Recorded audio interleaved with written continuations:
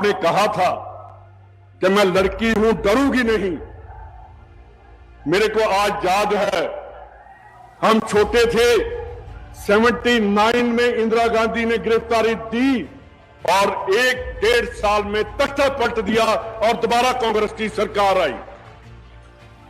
71 की वार जब हुई, मैं बॉर्डर का रहने वाला हूं, इंदिरा जी ने ऐसा काम किया।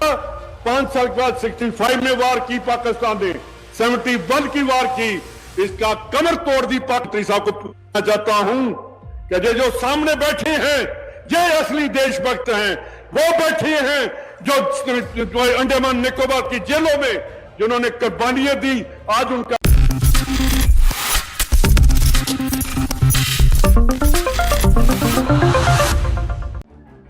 आदरणीय प्रियंका गांधी जी,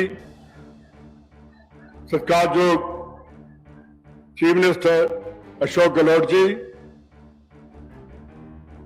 अध्यक्ष जी डॉक्टर साहब, सचिन साहब, सीपी जोशी जी, हमारे सेक्रेटरी इंचार्ज जो मेरे साथ हैं तीनों ही, और सारे मंत्री साहब भी बैठे हैं, एमएलए, पदाधिकारी और सत्कारयोग मेरे बहनों भाइयों, मैं प्रियंका जी एक बात ही कहना चाहता हूं। आपने कहा था कि मैं लड़की हूं, डरूंगी नहीं।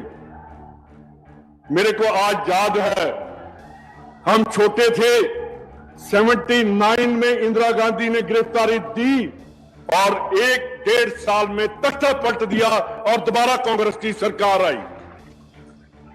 71 की वार जब हुई, मैं बॉर्डर का रहने वाला हूं, इंदिरा जी ने ऐसा काम किया। 5 साल के बाद 65 में वार की पाकिस्तान ने, 71 की वार की, इसका कमर तोड़ दी पाकिस्तान की, और इंदिरा गांधी ने पाकिस्तान के 2 टुकड़े कर दिए। उसके बाद पाकिस्तान उठ नहीं सका।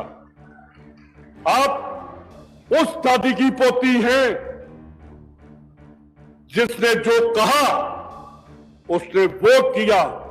इंदिरा गांधी को इसलिए याद करते हैं कि वो पंडित जवाहरलाल नेहरू की बेटी थी, वो मोतीलाल नेहरू की पोती थी, जिसने देश आजाद करने के लिए ये नहीं देखा कि कब देश आजाद होगा। उन्होंने देश के लिए कुर्बानियां दी, गिरफ्तारियां दी। आज जो लोग बैठे हैं वो कहते, उनको जब पूछते हैं कि आपने क्या किया देश की आजादी के लिए, तो वो कहते हैं कि हमारा तो जन्म ही 50 में हुआ, 3 साल बाद 47 के बाद ये पार्टियां बनी। आज जितने स्टेज में बैठे हैं, जब पंजाब में बैठे हैं, उन लोगों के पीछे एक हिस्ट्री है। वो उन्होंने देश की आजादी के लिए काम किया है, उन्होंने बातें नहीं की। वो देश की आजादी के लिए जेलों में इसलिए गए कि हम अपने हिंदुस्तान को आजाद देखना चाहते हैं, अपने इंडिया को आजाद देखना चाहते हैं। उनको कभी याद नहीं था कि अंग्रेज हमें आजाद करेंगे। उन्होंने आजादी ली। 1921 में क्विट इंडिया मूवमेंट आई तो कितने लोग जेलों में गए। आज ये कहते हैं कि हम देश को ऐसे कर देंगे। मैं प्रधानमंत्री साहब को पूछना चाहता हूं कि जो सामने बैठे हैं ये असली देशभक्त हैं, वो बैठे हैं जो अंडमान निकोबार की जेलों में जिन्होंने कुर्बानियां दी, आज उनका नाम कहां, क्यों नहीं लेते उनका नाम। प्रियंका जी, एक मैं छोटी सी बात आप सुनाकर खत्म करूंगा। आपने मलेरकोटला पंजाब में सुना होगा, वहां नामधारी थे, उनकी मूवमेंट थी, उन्होंने बहुत कुर्बानियां की पंजाब में।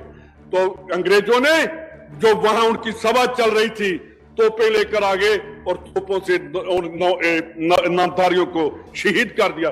एक 8 साल का 9 साल का बच्चा जब उसको तोप के आगे खड़ा किया तो अंग्रेज ने कहा कि जे रेंज में नहीं आ रहा, उसने अपने पांव के नीचे ईंटें रखकर कहा कि अंग्रेज मैं अब तेरी रेंज में आ रहा हूं, मेरे को अब गोली मार। कांग्रेस वो पार्टी है जो शहीदों के प्रणाम करती है। हमें अपने देश की आजादी, अपने देश की रक्षा के लिए आगे आकर काम करना है। हमें कोई ईडी का डर नहीं, हमें कोई सीबीआई का डर नहीं, हमें कोई इनकम टैक्स का डर नहीं। अगर उसने कल आना है तो अभी आए, कोई कांग्रेसी उससे नहीं डरेगा। आप सभी लोग कांग्रेस के साथ, और 2023 में मेरे को पूरा विश्वास है, मैं विश्वास के साथ कहता हूं कि पंजाब, राजस्थान में कांग्रेस दोबारा रिपीट करेगी। और 2024 में पूरे हिंदुस्तान में कांग्रेस का राज होगा। इन्हीं शब्दों से मैं आपका धन्यवाद करता हूं। और प्रियंका जी, आपको यहां आने का आपका भी धन्यवाद करता हूं। बहुत बहुत मेहरबानी। जय हिंद।